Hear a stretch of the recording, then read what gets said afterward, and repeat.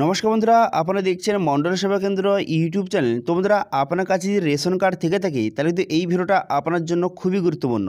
কারণ বর্তমানে কিন্তু রেশন ব্যবস্থা নিয়ে নতুন কিন্তু নোটিশ জারি করা হয়েছে এবং কিন্তু বর্তমানে ই-পস মেশিনের দ্বারা সমস্ত ভেরিফিকেশন কিন্তু হবে। তো সেই জন্য আজকে ভিডিওতে আপনাদের বলবো যে রেশন ব্যবস্থার কি নতুন নিয়ম চেঞ্জ হতে চলেছে বা কি নতুন নিয়ম জারি হতে চলেছে এবং এই ই-পসটা কি, তো সেটা নিয়ে বিস্তারিত আপনাদের জানাবো। তো সেই জন্য ভিডিওটা প্রথম থেকে শেষ পর্যন্ত অবশ্যই দেখবেন মনোযোগ সহকারে এবং আমাদের চ্যানেলে প্রথমবার ভিজিট করে থাকলে আমাদের চ্যানেলটিকে সাবস্ক্রাইব করে রাখুন এবং পাশে থাকা বেল আইকনটিকে অন করে রাখুন, কারণ আমরা এরকম রিলেটেড নিত্য ভিডিও নিয়ে আসি। তো চলুন আজকে ভিডিওটা শুরু করা যাক।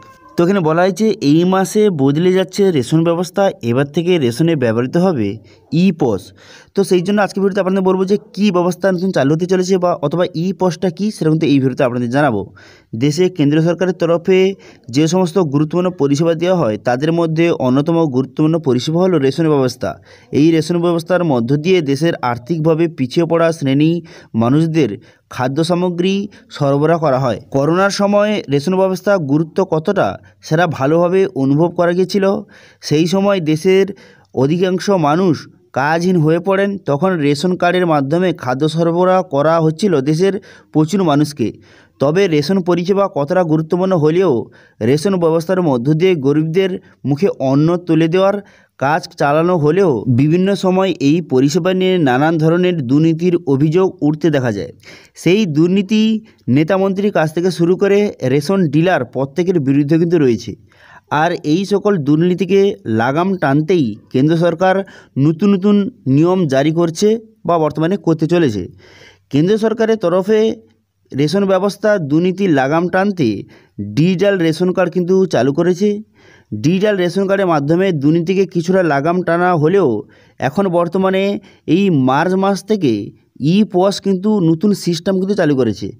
এবার গত বছর ডিসেম্বর মাসেই এই ব্যবস্থা পুরোপুরি চালু করার নির্দেশ দেওয়া হলেও পশ্চিমবঙ্গে 1 মার্চ অর্থাৎ 1 মার্চ থেকে এই নিয়ম কিন্তু চালু করা হয়েছে বা এই ই-পস মেশিনের দ্বারা সিস্টেম কিন্তু চালু করা হয়েছে।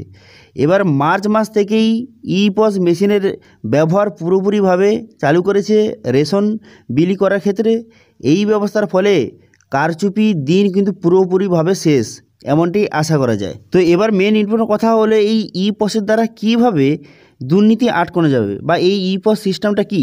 তো এই ই-পস মেশিনের দ্বারা উপভোক্তাদের ফিঙ্গারপ্রিন্ট কিন্তু আপলোড থাকে, যার ফলে যখন উপভোক্তা রেশন দোকানে থেকে রেশন সামগ্রী তুলবেন তখন সেই আপডেট সঙ্গে সঙ্গে পৌঁছে যাবে উপর মহলে। এছাড়া এই ই-পস মেশিনের দ্বারা কোন গ্রাহক কত কেজি মাল পাচ্ছেন এবং বর্তমানে কত কেজি মাল রেশন ডিলারের কাছে মজুদ রয়েছে, তার মধ্যে কত সামগ্রী বিক্রি হলো, বর্তমানে কত সামগ্রী মাল এখন বর্তমানে রেশন ডিলারের কাছে আছে, তার পাশাপাশি সমস্ত রকম তথ্য কিন্তু উপর মহলে কিন্তু অলরেডি চলে যাবে। ঠিক আছে, এই মেশিনের মাধ্যমে সমস্ত ডিলার্স কিন্তু উপর মহলের সঙ্গে কন্ট্যাক্ট থাকবে।